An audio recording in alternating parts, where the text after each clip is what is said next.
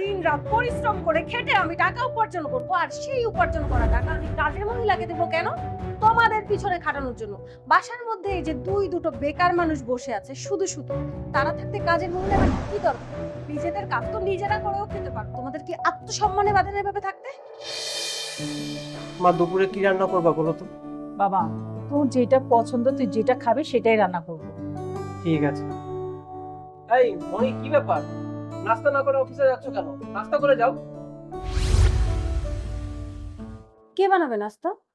তোমার মা নাস্তা বানিয়েছে? তোমার মায়ের তো সারাদিন খেয়ে দেয়ে কোনো কাজ নেই, সারাদিন শুয়ে বসে থাকবে আর টিভি দেখবে। কি আশ্চর্য, আমার মা কেন নাস্তা বানাবে? কাজের মহিলাটা কোথায়? কাজের মহিলা? কাজের মহিলাকে আমি তাড়িয়ে দিয়েছি। সারা দিন রাত পরিশ্রম করে খেটে আমি টাকা উপার্জন করব, আর সেই উপার্জন করা টাকা আমি কাজের মহিলাকে দেবো কেন? তোমাদের পিছনে খাটানোর জন্য। বাসার মধ্যে এই যে দুটো বেকার মানুষ বসে আছে শুধু শুধু, তারা থাকতে কাজের মহিলা রাখতে কি দরকার? নিজেদের কাজ তো নিজেরা করেও খেতে পারো। তোমাদের কি আত্মসম্মানে বাধা নেই এভাবে থাকতে? মনি, এগুলো কেমন কথা তোমার আমি বুঝলাম না। সামান্য 2 মাস হলো আমার চাকরিটা চলে গেছে, আর এর মাঝে তুমি আমাকে এতগুলো কথা শোনাচ্ছ। বাসায় কাজের মহিলা থাকতে তুমি আমার মাকে দিয়ে বাসার সমস্ত কাজকর্ম করাবা, আর আমি সেগুলো সহ্য করবো? এমন কাপুরুষটা আমি না, মনে রাখবা। তুমি কাপুরুষ নাকি সুপুরুষ সেটা আমি খুব ভালো করেই জানি।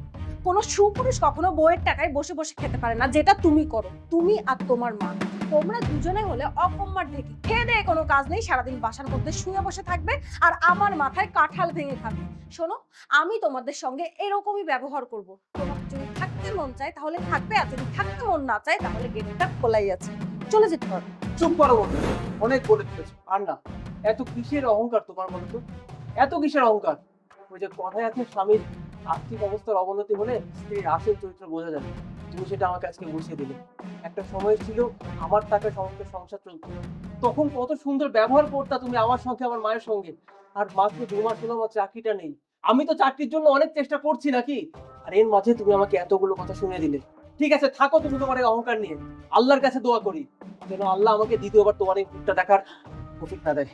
আমি চলে যাচ্ছি আমার মাকে নিয়ে। যে বাড়িতে আমার মাকে অপমান করা হয় সে বাড়িতে আমি আর এক মুহূর্ত থাকতে না। মা, চলো। Get lost!